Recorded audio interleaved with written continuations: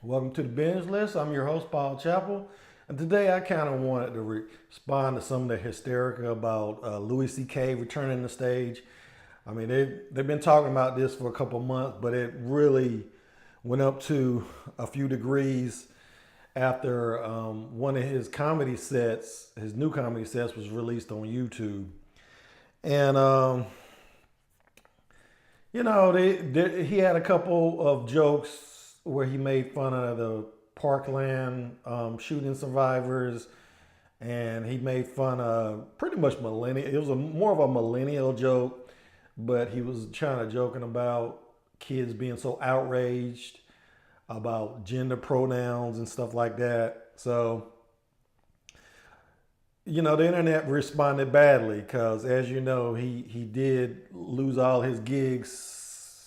Well, it's been like a year now, a little bit more than a year. He got caught doing questionable things in front of some other comics. Now, let me just make it clear before I get into this. I don't in any way condone what he did, but I will point out a few things. He hasn't been committed of any crimes. What he did can be termed sexual misconduct, but on the other hand, he didn't do it with in a work environment. I mean, it was a comedy club type work environment, but comics don't really work for clubs. They're kind of like contract employees. They come in one night and do a set. They may or may not get paid. So a lot of the women he got accused by were not technically in a work environment with him. They were his contemporaries, and sometimes I think they went back to his hotel or something. But what he did is not really considered a crime. Now, had he done such a thing in front of my daughter, he would get ass whooping. Let me just make that clear. But I won't rehash that what the actual allegations were. I mean, you probably already know if you're watching this, so we won't get into that. But we will get into the little article I've read on Vulture.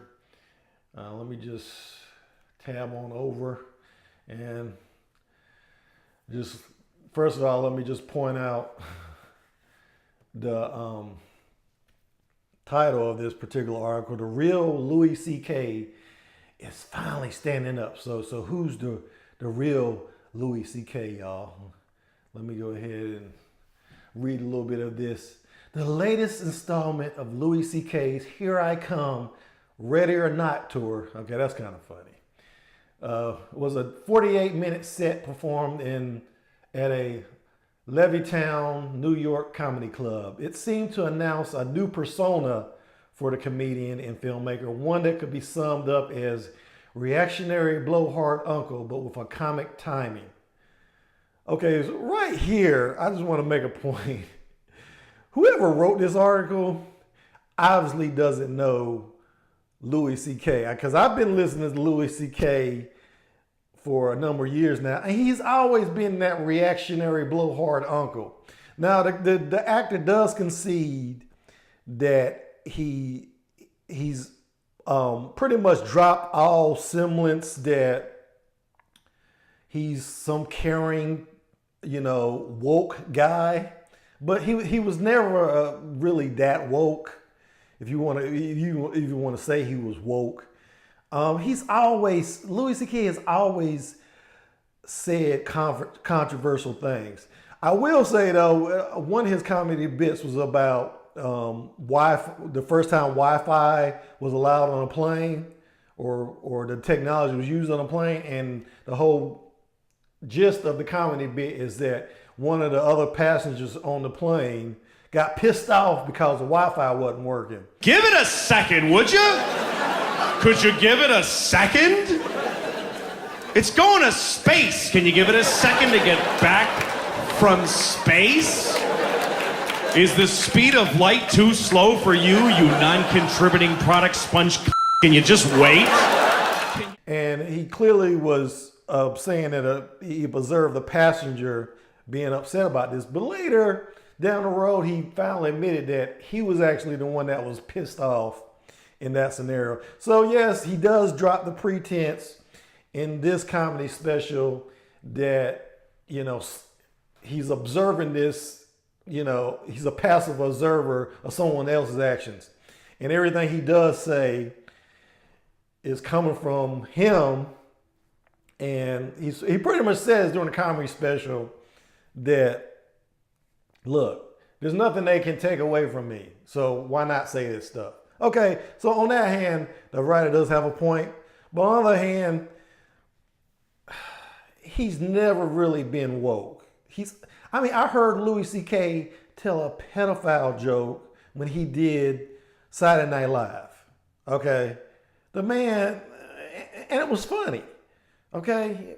And there was another comedy bit, well, not even a comedy bit. He was on a Ricky Gervais's show on HBO, and he was with Jerry Seinfeld, Chris Rock, and they were just, Chris Rock called him, pretty much was saying that Louis C.K. was a black man.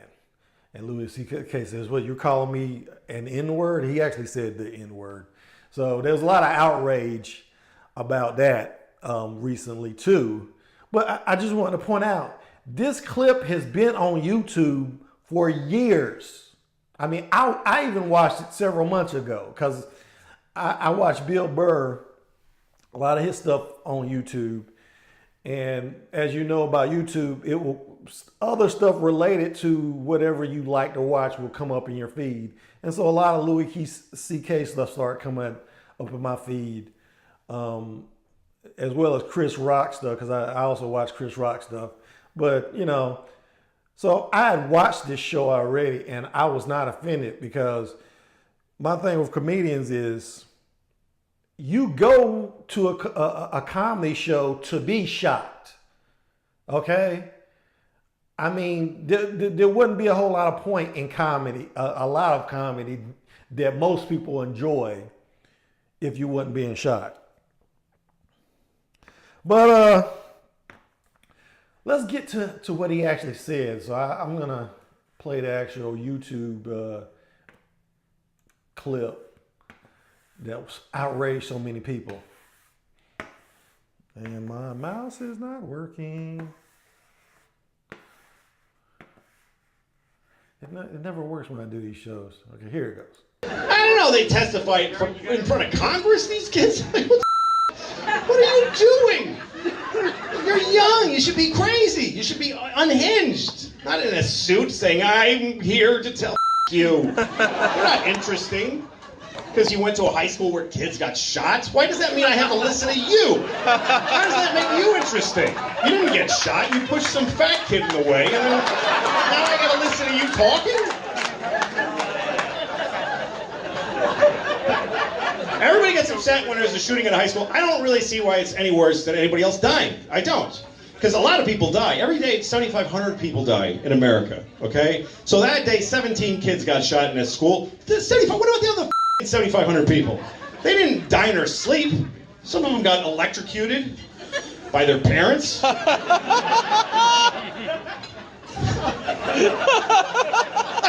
People get upset because they're young, right? They died so young. That's offensive to me. Because what if I die now? Me? Everybody's gonna die. Why is it worse? Old people die. Nobody gives a You know, like when you tell somebody my grandmother died, they're like, oh, how old was she? She was 98. Why'd you even tell me?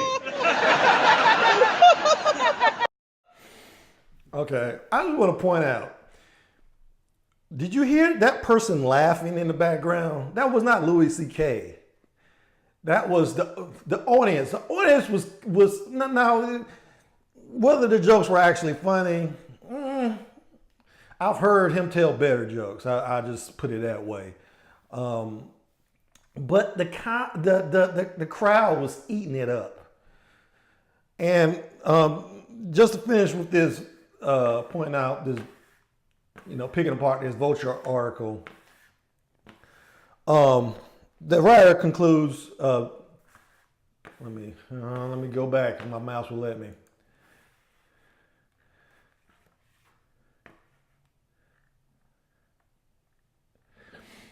This is how he concludes the article, and it is a man that wrote this article. I just want to point out, but it kind of this kind of gets to my problem with feminism as a whole.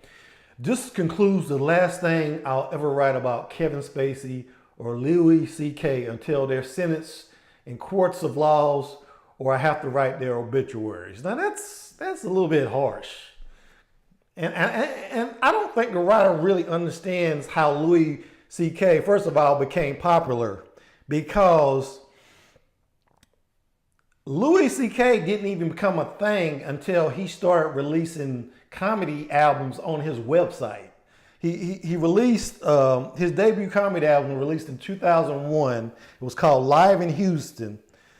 And he made a ton of money.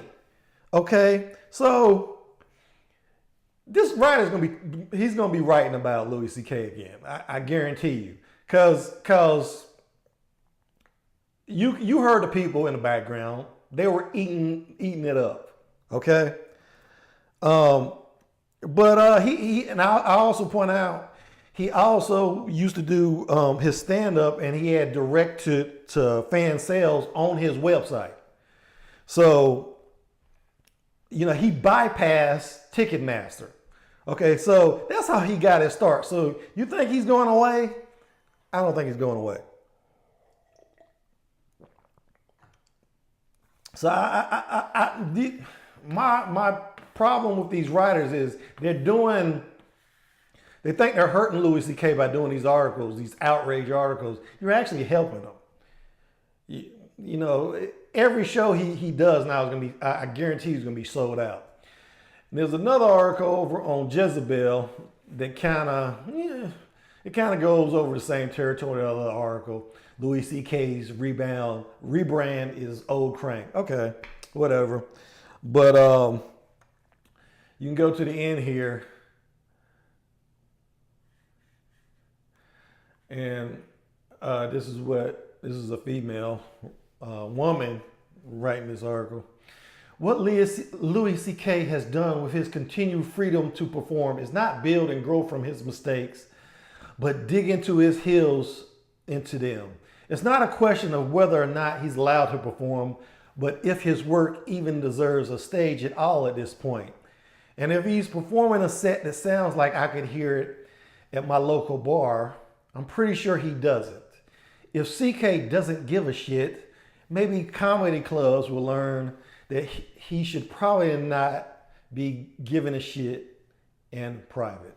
Okay, so pretty much what she's saying is not even subtle. She's saying that comedy clubs should shun Louis C.K. because of these offensive jokes. And like I said, I doubt it very much as if they're even paying him to do these comedy sets. But believe me when I say the comedy clubs are making a killing. And even if, okay, let's say that tomorrow every comedy club in America banned Louis C.K. from their clubs. You know what would happen? It's like I just said. He would just release, it's obviously he's just working on his material at this point. He would just release the comedy special on his website, and he's still gonna make a killing. I mean, he jokes in his routine about losing 35 million because of the allegations against him. But, and he kind of hints that, he's having a hard time financially, but he's not. The man is still loaded, because one of the things he did right after he lost all that money, he had a movie coming out, and I forget the name of the movie. I think it's I Love You Daddy or something like that. But he bought the rights back to that movie because they weren't going to release it. Whatever studio had produced it, he bought the rights to his film for $5 million. So even though he lost all that money, he still had $5 million to play with. So that's obviously means he has a lot of money in his bank account. So expecting comedy clubs to ban his act is not gonna stop him. In fact, writing these articles are going to help him. I mean, and what are you going to do? You're going to start, if the comedy clubs ban him, you're going to start telling hosting services not to host his website. I mean, you really think that's going to happen? So all this outrage, it's not going anywhere. And like I said, I was going to say something about a lot of feminists, or I won't say a lot of feminists. There's some feminists I feel like feminism isn't really about equal rights anymore. It's pretty much about just getting revenge on men. I mean, and one of the reasons why I was a little bit peeved about this Vulture article is the way that the guy ends the article saying, I won't write about Louis C.K. until I have to write his obituary. I mean, well, that's the whole point, right? I mean, a lot of these feminists, they won't be satisfied until Louis C.K. is one of three things: dead, homeless, or in prison somewhere. So I don't want to tell you. It just saddens me that we've come to this point where we just can't. We just want to destroy a person like this. A person who I want to repeat did not commit not a real crime. So I don't know what they're expecting at this point. So anyway.